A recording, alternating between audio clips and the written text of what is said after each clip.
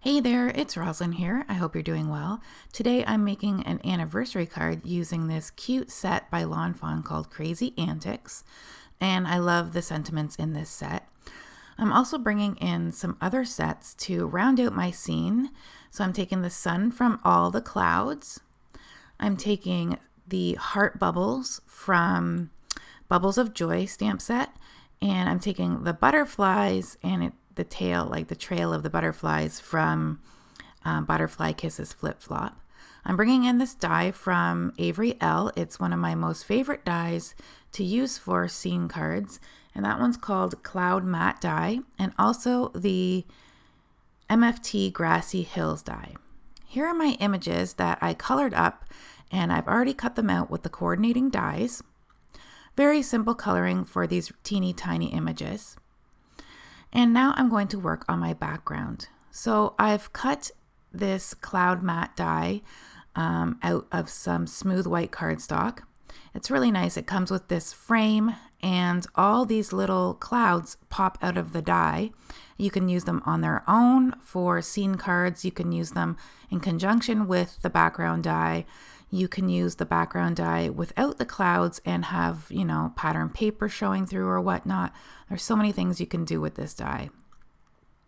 I've cut a piece of green cardstock with one of the Grassy Hills dies from MFT, and I just marked it down as how wide I would like it to match up with the sky in the background.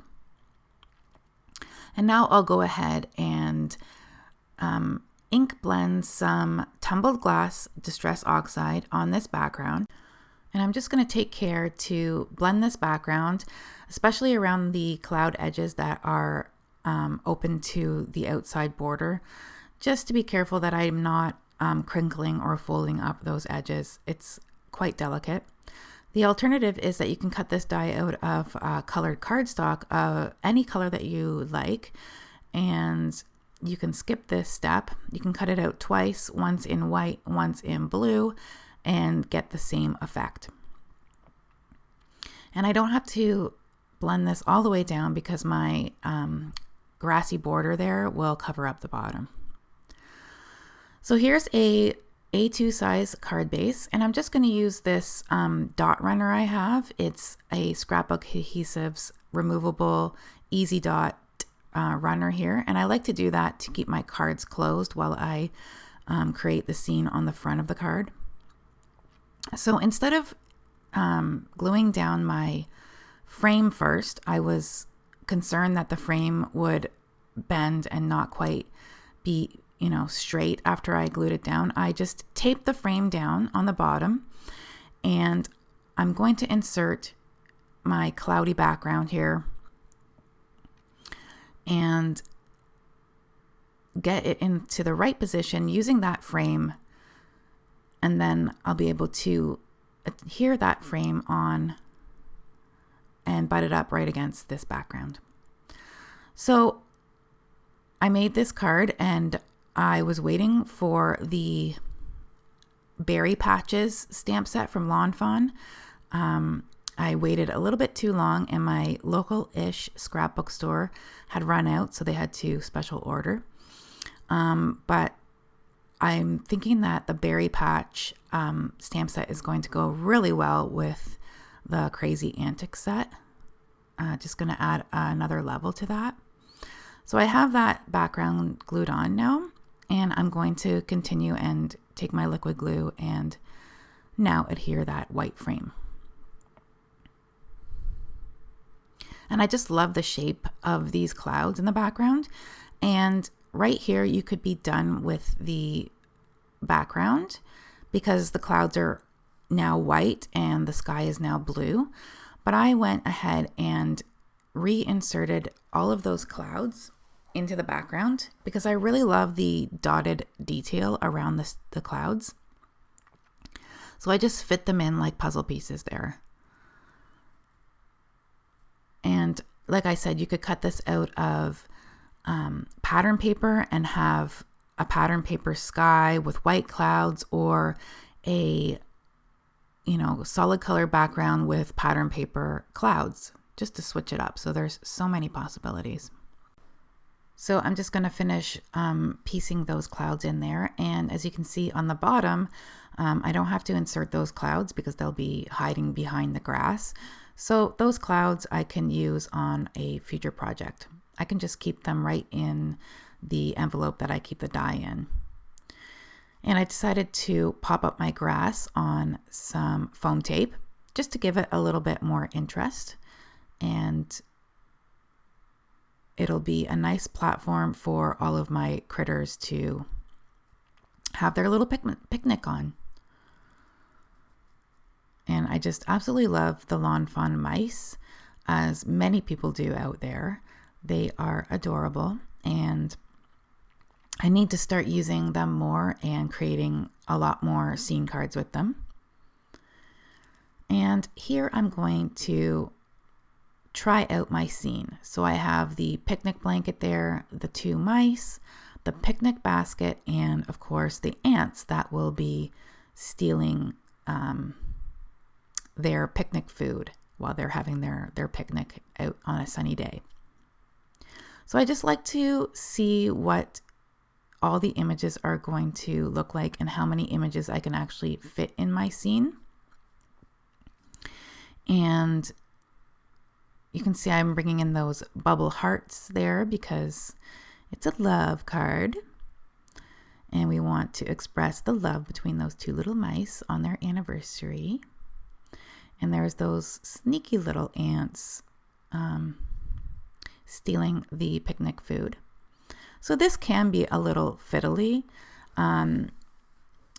but after I get it how I like it, I typically take a photo of it, just in case I need to refer to it later.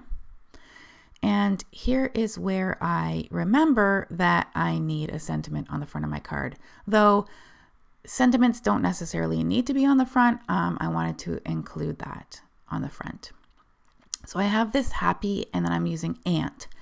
And on this stamp set, it says anniversary. And I know that this is spelt wrong, and I know that Lawn Fawn will send you a replacement of that stamp. I've seen that on the Facebook groups where people have got that in the mail. But I figured I'm just going to do some stamp surgery here. And I'm showing you how I'm just carefully cutting in between those letters so that I can remove the extra S.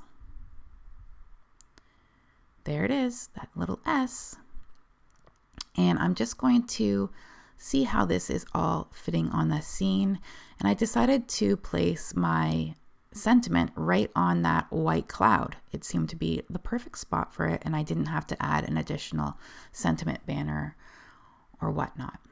I got my stamping platform out here, and I'm just going to see how I want these set up. And after I have them all on there, I decide that I'm going to stamp them in 2 different goes.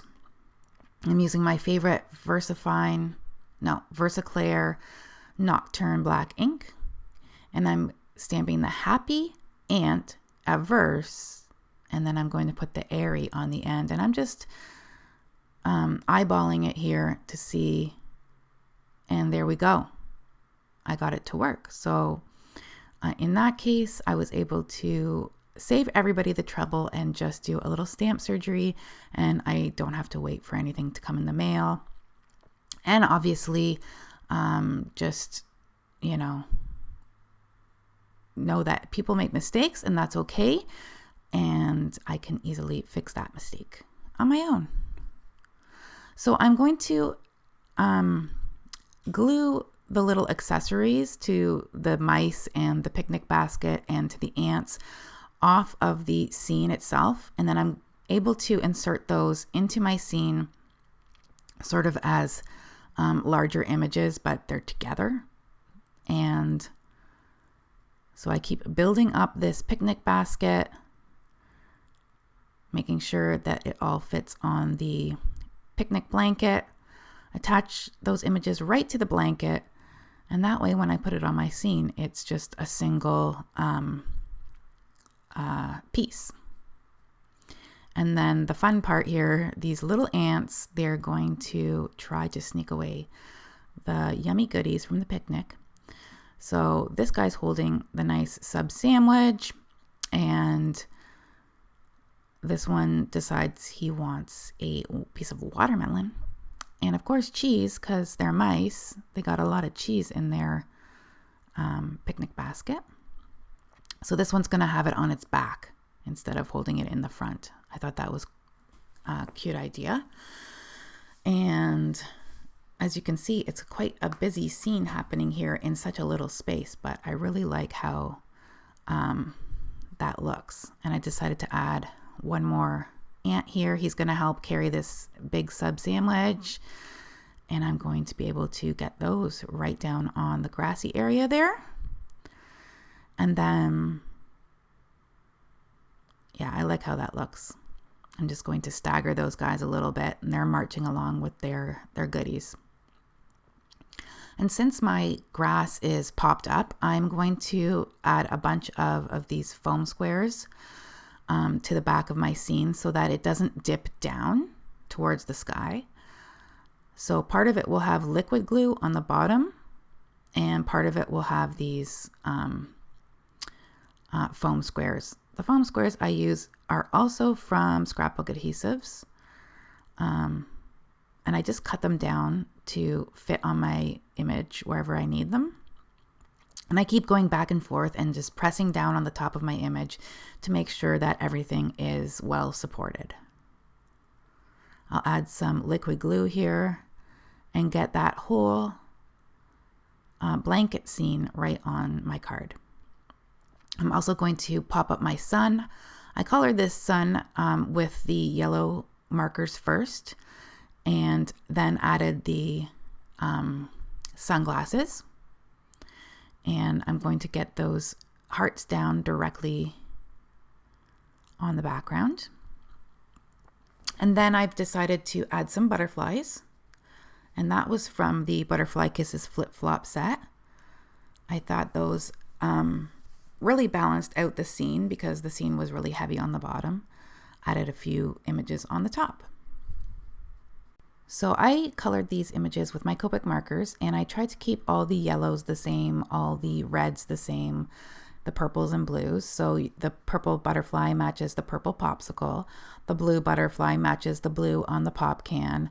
The red on the picnic basket is the same as the other reds, and the yellow for the sun is the same as the cheese and the chips. And then I'm adding some white highlights here with my gel pen, and just like many other card makers, it's just going on arbitrarily just to add a little bit more interest and bring that white back into the images. And I really like how this turned out. Let me know what you guys think, and I will be playing with this once I get my Berry Patch cuties too. I'm going to try to combine these.